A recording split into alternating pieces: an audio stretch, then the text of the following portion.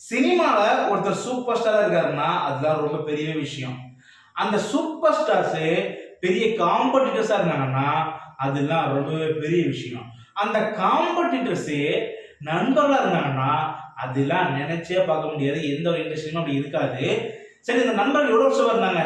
1 வருஷமா, 2 வருஷமா, 10 வருஷமா, 40 வருஷமா தமிழ் சினிமாவை வெறும் 2 நண்பர்களே சேர்ந்து கட்டி ஆண்டாங்க, ஆண்டுகிட்டு இருக்காங்க, ஆண்டுகிட்டு இருக்க போறாங்க.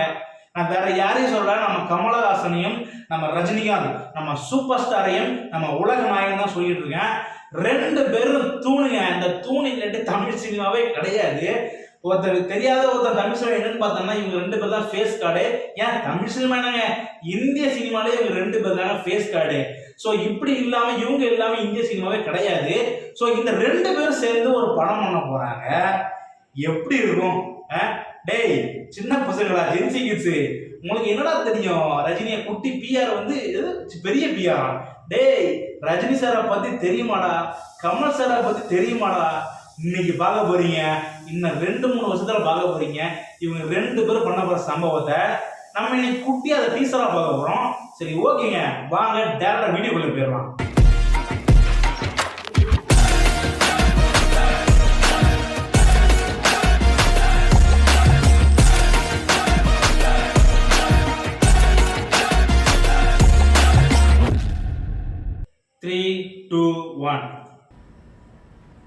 எந்த ரூமுக்கு ஃபஸ்ட்டு போகிறது?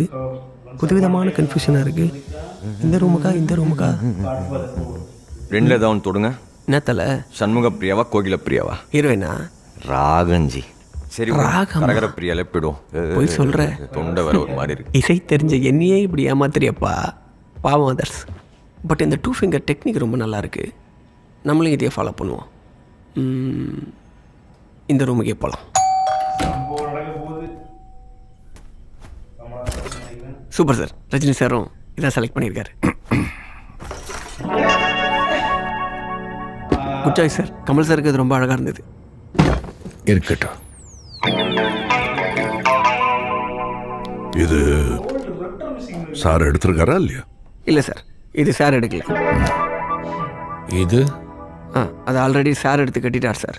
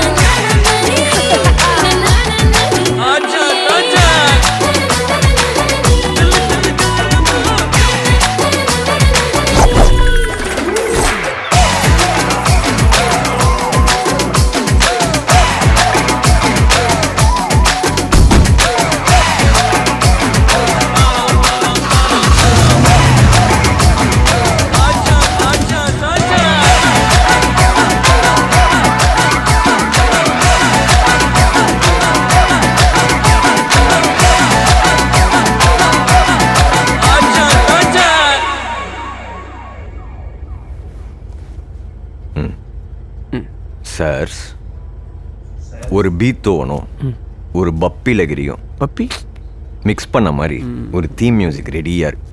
கேட்போமா? அதெல்லாம் அப்புறம் கேட்கலாம். அதுக்கு முன்னாடி ஒன்று கேட்கணும். யாரு ஹீரோ? கேட்குறாங்க இல்ல, சொல்லுங்க ஜி, யாரு ஹீரோ?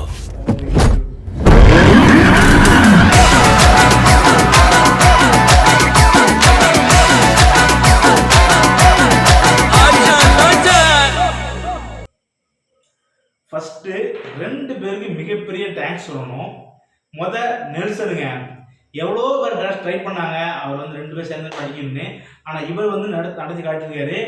அதுவும் அது ஸ்க்ரீனில் பார்க்கும்போது தெரியுது கண்டிப்பாக இந்த படம் வந்து ஆஸ் யூஷுவல் பயங்கரமாக இருக்க போகுதுன்னு. ஏன்னா அந்த ஒரு புது டோனாக இருக்கட்டும், 2 பேரும் இந்த ஃப்ரெண்ட்ஸு கொஞ்சம் ஃபைட் பண்ணுற மாதிரி இருக்கட்டும், சூப்பராக இருக்குது. ஸோ நெல்சன் அவன் பெரிய தேங்க்ஸ். 2 அனிருத்து, அந்த ஓல்டு ட்ராக் கொடுத்தாச்சு, எல்லாம் பண்ணியாச்சு, ட்ரெஸ்லாம் போட்டாச்சு, மியூசிக் இல்லைன்னா எப்படி பிரித்துட்டாப்ல. இது என்ன மியூசிக் தானே தெரியல, கேட்டதுன்னு தெரியல. ஆனால் அந்த பழைய விண்டேஜுக்கு போயிருச்சு, பழைய படம் பார்த்த மாதிரி இருந்துச்சு. ஸோ அதுலேயும் மாசு.